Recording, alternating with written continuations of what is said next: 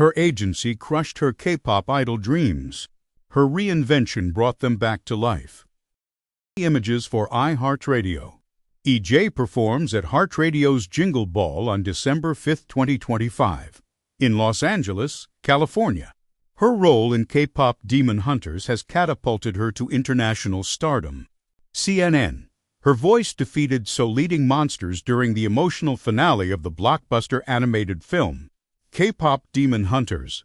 But for Korean-American singer EJ, the triumph gave her something beyond fame and fortune: validation. Years prior, EJ was an aspiring K-pop star signed to one of the biggest entertainment agencies in South Korea. Starting at age 11, she had endured over a decade of demanding the clock practice. It's a common path for K-pop wannabes. Sign with an agency, train in dancing and singing, then hope the agency selects you to debut as an artist. EJ never debuted. Her agency let her contract run out without ever selecting her for a group. I worked hard. I tried my best to make sure my voice sounded cleaner or dance better and to look a certain way. But I think I just didn't make my mark, EJ told CNN in a recent interview. And when the constant competition and pressure began to affect her schoolwork, I just felt like I was failing at everything. For a long period of time after leaving the agency, I did feel very hopeless, EJ added. She'd risked it all, spending her youth on a dream that hadn't panned out. But EJ wasn't done with the K-pop industry just yet. She took one more risk. She reinvented herself as a songwriter. That path led her back to New York and, eventually, to K-pop Demon Hunters. The movie, the most watched Netflix original film ever, centers around a Korean girl group that hunts demons with their songs to protect the world. EJ co-wrote and recorded demos for the chart-topping soundtrack, most notably its uplifting anthem, Golden, which won a Golden Globe for Best Original Song this month. It's up for 4 Grammys in just a few days and an Oscar in March. EJ is also the singing voice for the film's Purple-Haired. Netflix. In K-pop Demon Hunters, K-pop stars Rumi, Myra and Zoe secretly protect the world from demons with the power of music. EJ is the singing voice of Rumi. It's pretty rare for someone like EJ. Who's a former trainee, to really blow up this big, said Claire Marie Lim, an associate professor at Berklee College of Music and K-pop expert. Lim, who was a K-pop trainee around the same time as EJ, said most people she knew left the professional music world if they didn't debut as K-pop idols. Some current K-pop stars might be involved in songwriting and production, but it was more unusual a decade ago, especially for former trainees. The attitude at the time, like 10-plus years ago, was, you're meant to sing, dance, rap, model, do a lot of forward-facing things, but not really take part in the creative process behind the scenes. Lim said EJ was pursuing a super rare path that she would essentially have to create herself. The grueling K-pop machine. Ironically, the movie that made EJ a star is an ode to the Korean pop music machine that disillusioned her all those years ago.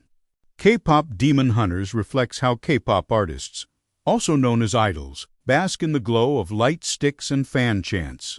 But in real life, their fame comes with a high price.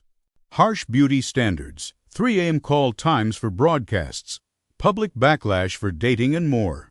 Even becoming a K-pop star often requires years of intense training, spending hours a day dancing and singing and rapping, Lim said. On The Zach Sang Show, EJ described going to vocal and dance practices after school and staying until midnight. She also wasn't the first in her family to pursue a career in entertainment. Her grandfather was a famous actor and producer in South Korea in the 1960s and 70s. Carl Timponi, BFA.com/SHS. EJ arrives at the CFDA Fashion Awards in New York in November 2025. She co-wrote and recorded the demos for the soundtrack of K-pop Demon Hunters. The massive K-pop machine is notorious for its artist development and production programs. Agencies meticulously plan out public debuts, coordinate every detail of schedules and fan interactions, and even oversee many parts of stars' personal lives. Trainees are also heavily scrutinized for their skills and appearance, often starting when they're very young. Lee was 11 years old when she joined SM Entertainment, one of South Korea's biggest entertainment companies. There's a lot of competition, a lot of critiquing. There were competitions within the training system where I failed a lot and was rejected a lot, Lee told CNN. I'd constantly been hearing, "You're not good enough. You're not good enough." When her contract ended in 2015, Lee was in her early 20s, already old for a K-pop trainee. It's an exceptional case when agencies do debut older idols, and I didn't meet that exception, she said. With Golden, she went platinum. Lee described her departure from SM as a breakup, a mutual breakup, but heartbreaking nonetheless. She had spent her formative years enmeshed with the company, and now she was on her own. I didn't know what to do with my life, she said. She'd developed an interest in producing while at New York University, where she studied music during a break from training. Encouraged by her mom and brother, she would go to DJ performances in New York and ask them questions after shows. If you want to get something, you have to be proactive. That's always been instilled in me. And that was honestly the start of my journey of discovering myself as a writer, whether it be producing or not, Lee said. Kevin Mazur, Getty Images for iHeartRadio. Lee, center, sings alongside K-pop Demon Hunters co-stars Rhea and Audrey Nuna at Jingle Ball. She spent hours each day teaching herself to use music software and how to make beats. She was intrigued by production, in part because she didn't see many women in that side of the industry. While figuring out her next move after SM, she did a studio session with a Korean producer. She thought they were going to make beats. Instead, he wanted her to write a song. The last song written, actually wrote the melody and lyrics, was in college for a project. And it was a Christmas song and it was terrible, she recounted. So I was like, what? But she gave it a go, and to her surprise, she fell in love with writing pop songs. The song she wrote that day was picked up and released as Hello by K-pop singer Hanni. Although Lee never debuted as an idol, the training helped her understand the structures and melodies that would work for songs. Andrew Choi, who would become her mentor, heard Hello and brought her onto his team and to SM's songwriting camps. Choi is the singing voice for Jinwoo in K-pop, Demon Hunters.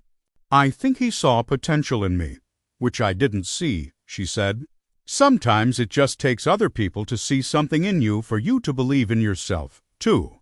Since then, she has co-produced or co-written for a string of big-name K-pop acts, including Twice, Suzy, and aespa. Perhaps her most recognizable hit is Psycho by Red Velvet. For K-pop Demon Hunters, she's credited on for tracks, including Golden, Christopher Polk, 2026 GG, Penske Media, Getty Images. Lee accepted a Golden Globe for Golden, which she co-wrote and sang for K-pop Demon Hunters, on January 11th in Beverly Hills, California. Maggie Kong, the movie's creator and co-director, said she contacted the songwriter at the suggestion of her husband. Lee was initially brought on as a songwriter in 2019 and offered the lead singing role around 2022. We cast Lee first. We had the demos and knew that we wanted Lee to do the vocals, Kong told Forbes last July. In a social media post, she said the demos helped the film get the green light. Lee, for her part, was more hesitant. She had never been cast in a movie before, and, at the time, no one knew. K-pop Demon Hunters would go on to become a global phenomenon. She enjoys being behind the scenes, where there's less pressure, she said in an interview with the New York Times. What made me say yes is the efficiency, she said. I wrote the song. I know the nuances and how to sell it. I was confident about that. Now audiences are belting out her lyrics, and the music has given the movie a life beyond the screen. Golden held the No. 1 spot on Billboard's Hot 104 weeks last year. Heard everywhere from grocery stores to dentist offices. Other K-pop Demon Hunters songs similarly dominated the charts worldwide, with hundreds of millions of Spotify streams. It's a full-circle moment for EJ. 20 years after she hoped to be a K-pop star and 10 years after her dream was crushed. Her voice and lyrics are reaching listeners across the world. Golden even found its way into global affairs. The leaders of Japan and South Korea recently played the song on the drums together in an unusually loud display of diplomacy. When Golden won its Golden Globe, EJ referenced her time as a trainee and her reinvention. "This award goes to people who've had their doors closed at them," she said, accepting the accolade with her co-writer and producers. "I can confidently say rejection is redirection, so never give up."